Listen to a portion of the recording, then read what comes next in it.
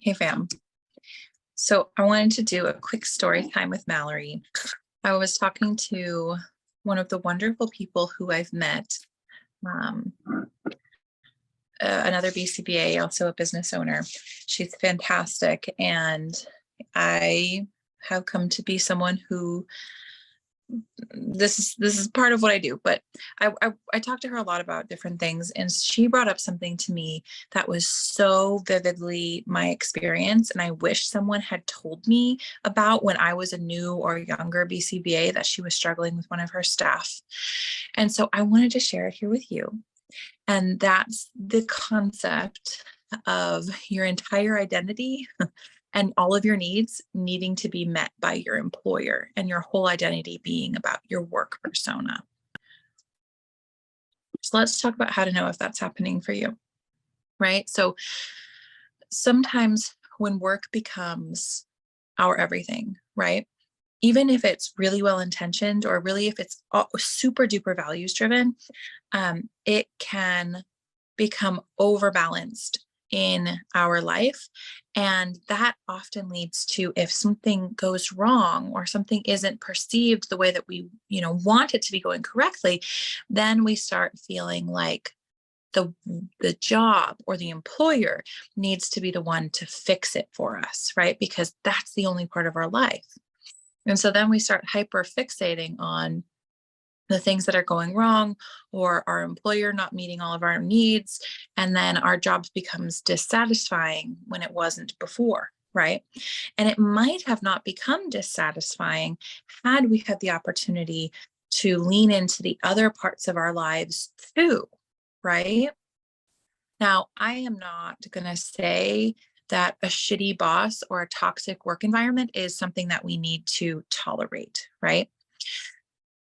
But at the same time, the shitty employer and the boss, right, aren't the only places that we have to keep our labor in.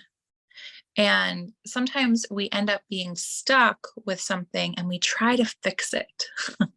And I was having this and the same kind of conversation. I have this conversation all the time with another person, where we were talking about how it's almost like a bad relationship, right?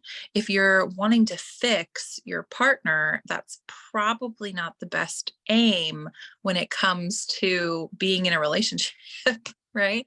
It's about finding and appreciating and aligning with the parts that you do and the places that you want to go and what you're willing to accept and move along with, right?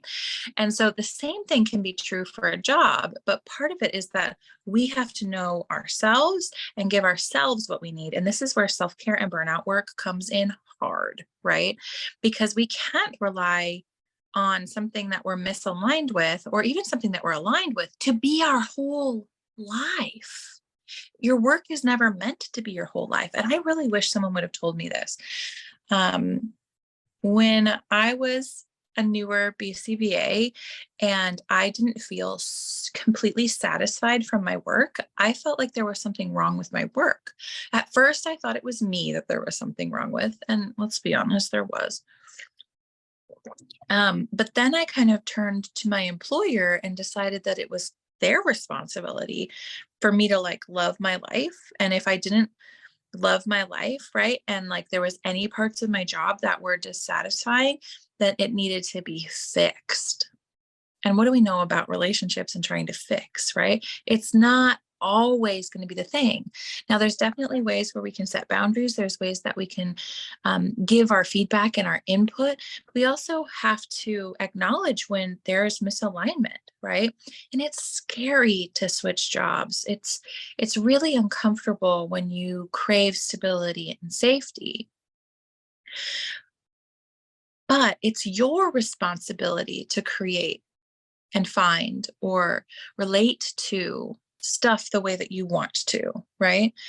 Your boss or your employer is probably, for better or worse, relating to work the way that they want to. And you might be operating outside of that, right? And really, you shouldn't work there. it's not their responsibility to fulfill all of the parts of your life, you know? And if you're looking to your work to fill your life, that's going to be an inside job. That's going to be the time where we need to lean into, well, what is it that I really need in my life? And how can I give that to myself?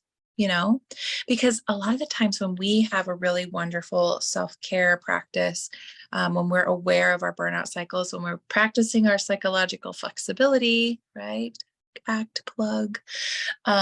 We have amazing opportunities to be able to look at all the other ways that we can be happy.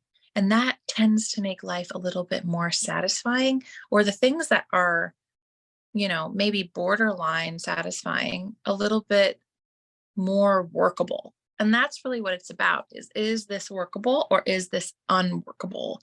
And how can I move towards more workable? So if you're truly unaligned with your boss, right? Like, it might be time to move on. And how does that sit with you? Do you feel scarce? Do you feel like, well, I can't move on because that would be too scary? If that's the case, then we gotta talk about you, right? And a lot of the times, you know, we might have this idea that the devil you know is better than the devil you don't know. Well, fuck that. Fuck that. I'm so sick of that fucking phrase because it keeps you small. It keeps you limited, and I am not here for that. I am just not here for it. So your permission granted for you to tell your brain that you're okay, you know, that it's safe for you to explore other ways of working. It's safe for you to explore other agencies or other career paths. It's also safe for you to explore your own self-care, your own interests, like hobbies. Babe, right? Like there's so many, like go learn a language, go book a fucking vacation, right? It could be amazing. And it could make it so that your boss writing an email and signing off in a certain way, or um, you know, some new policy that you feel slighted by. I don't know. I'm trying to think of all of the examples that I've had. Someone dropping the ball on something and feeling like it's your fault for 48 hours until they figure out that they're an asshole, right? Probably just won't even fucking matter because you're going to go to, you know, fucking Tulum or whatever, right? Like, who really cares when you're really looking forward to your next pottery class, right? Like it's kind of no big deal. And that's the thing that ACT is really good about, is like, why does this matter so much to you, right? And can we look at all of it contextually, right? Look at this within the context of our whole life, right? That's a really beautiful way to think about psychological flexibility. And if the answer is actually a little bit scarier underneath, where it's like, I just don't know that I can work in ASD anymore. I don't know that I like this work, right? Well, that's truly not your employer's fault. That's something that you need to explore, right? And as BCBAs, we often get really only one track given to us. And I wholeheartedly believe that that's not the only way that we can work. As you can tell from my online platform, right? Like I have moved towards the stuff that matters to me. Like I did a lot of ASD work. I worked in ASD for 15 years, and I love those people, right? They're still people whom I have a relationship now with, that I'm not their BCBA anymore, right? But I have a relationship with them because they wanted to continue talking to me, and I love that. I love it so, so much, right? They just found me and they were like messaging me, like my clients, right? Because I had teenagers, right? So they're adults now, and they just message me on Instagram because whatever, keep me up to date with stuff that they're doing, right? Or parents. And it's so incredible. But I also, as much as I loved them and I loved working with them, know that there was more on my heart too to explore, and like being able to give myself permission to explore that, right, was terrifying.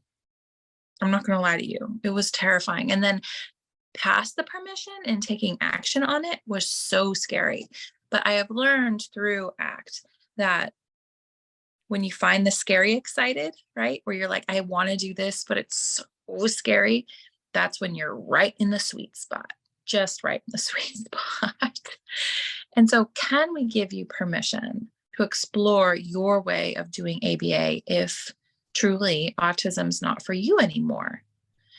Which is why I have a group that's going to be opening up this Friday.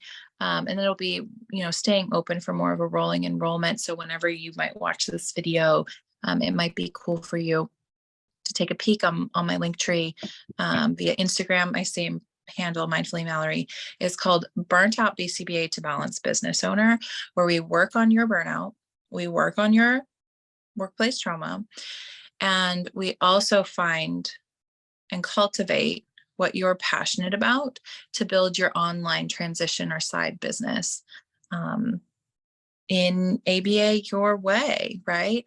And of course, it's all ACT based because I am who I am. And so it's applied ACT, therefore and we speak to the applied ACT. Like there's the videos on like ACT theory, should you want to do them.